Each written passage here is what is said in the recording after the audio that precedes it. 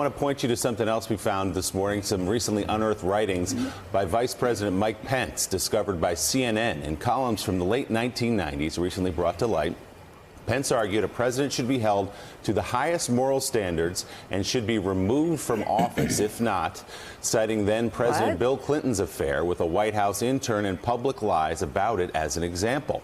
In one piece, Pence wrote, quote, "If you and I fall into bad moral habits, we can harm our families, our employers, and our friends. The President of the United States can incinerate the planet." Seriously, the very idea that we ought to have at or less than the same moral standards placed on the chief executive that we place on our next door neighbor is ludicrous and dangerous. Throughout our history, we've seen the presidency as the repository of all our highest hopes and ideals and values. To demand less is to do an injustice to the blood that bought our freedoms. Pence adds in another column, referring to Clinton again, quote, "The president's repeated lies to the American people in this matter compound the case against him as they demonstrate his failure to protect the institution of the presidency as the inspiring supreme symbol of all that is highest in our American ideals. Leaders affect the lives of families far beyond their own private life." So Mike Barnicle, Mike Pence at the time when he wrote those, he was a radio host in Indiana. He wrote those, posted them to his website. But if you sort of superimpose those to 2018, they take on an entirely new meaning. He was a radio host then? He was. And now he's fallen down to being vice president for Donald Trump. Well, those are words to live by. And once again, it restores your faith in the one enduring aspect of American politics, hypocrisy, because he is a living symbol of hypocrisy, Mike Pence, sadly. So I guess we're holding our neighbors to the moral standard of maybe don't creep on 15, 16-year-old, 17-year-old girls backstage at the Miss Teen USA pageant. That's who Mike Pence thinks has great enough moral standards to be in the White House these days, Don't pay off porn stars, perhaps. Don't pay off porn stars. Well, you know, you have also, Elise, Franklin Graham. If you read what Franklin Graham wrote during the Clinton impeachment time, it was just as self-righteous and just as sickening given the current stand that he's in right now. But for Mike Pence, again, I keep wondering, when is Mike Pence going to speak out? You know, Donald Trump and Mike Pence and the Republican Party supported Roy Moore when all those accusations were coming forward in that campaign. To go from where he went in 1999 to where he is right now, not that long later, not that much later, a shocking turnaround that now he's defending this guy. And you have others saying, well, it's just between him and his wife and God. It's not what he was saying. It's not what Franklin Graham was saying. It's not what a lot of the Republicans who are defending Donald Trump were saying in 1999. But there's this attitude that I've heard frequently justifying the current sins because of the past sins. Well, because he did it, it's okay for him to do it now. We just don't care because he got away with it, so why not let our guy get away with it too? Which I think is that shows just a very hollow core of your actual beliefs. Yeah, you know, also, Meek, I've had people write me before, people that I've known in conservative movements and also evangelicals saying, well, but the important thing is, you should know, Joe, that Christians, they ask for forgiveness. They ask for redemption. That's the central. And I've always said, that is the center. If you've actually read the Bible, you understand the Bible, the center of Jesus's teaching is we've all fallen short of the glory of God. And what's required? What's required is that you ask forgiveness, that you beg forgiveness, that you understand you are unworthy of God's grace, and that it is given to you only as grace. And yet you've got Donald Trump who says, no, I've never actually had to ask for forgiveness. I've never had to pray for forgiveness. No, I can't really think of any reason why.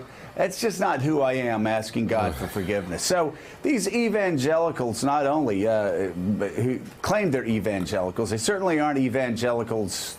They certainly are the evangelicals I grew up with at First Baptist Church in Chamblee or in Meridian, Mississippi, or in Pensacola, Florida.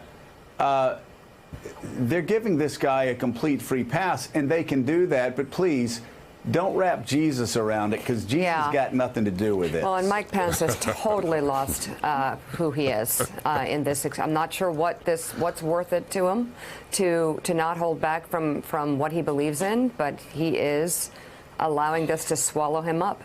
Also, from the Wayback Machine, Jake Sherman, you posted a clip on Twitter yesterday of Dan Rather interviewing Donald Trump back in 1999, and it featured a look at Trump's trip to California, where he tried to build support among members of the Reform Party for a possible presidential bid.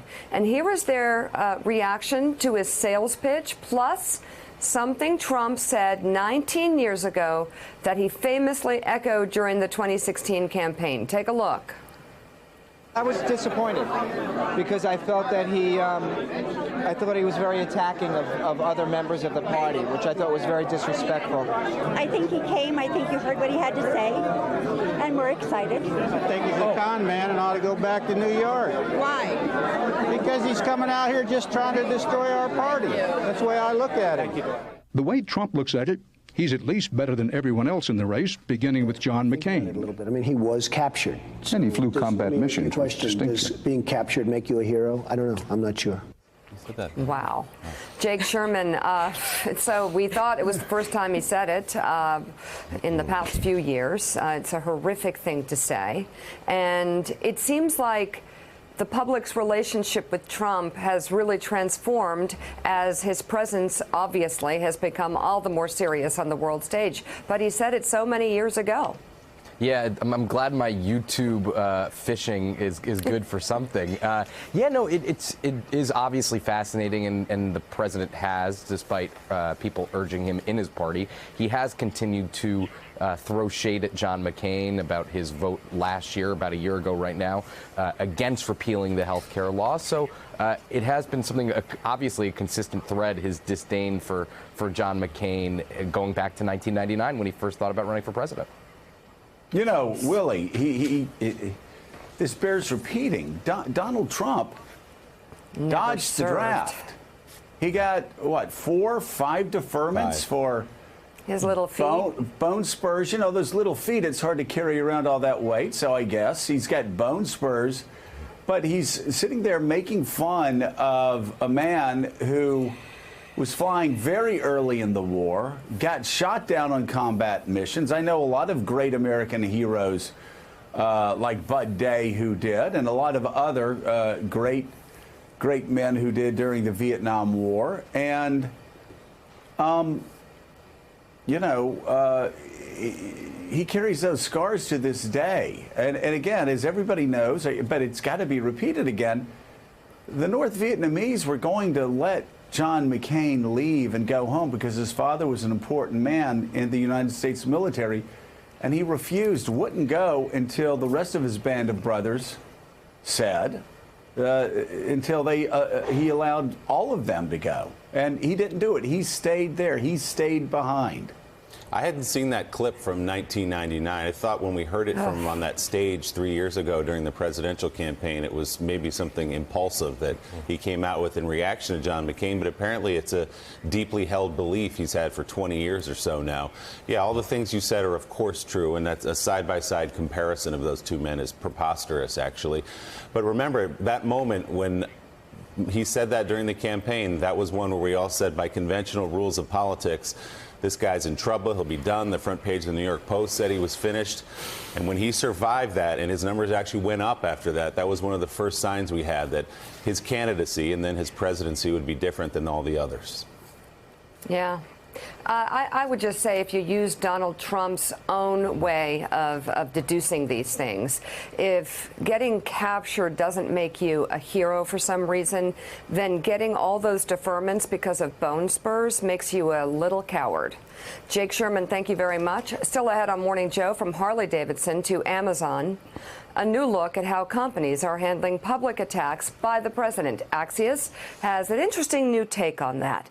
Plus, web giants team up to take down a purveyor of lies. InfoWars loses some key platforms. Surely a welcome development for the families of Sandy Hook.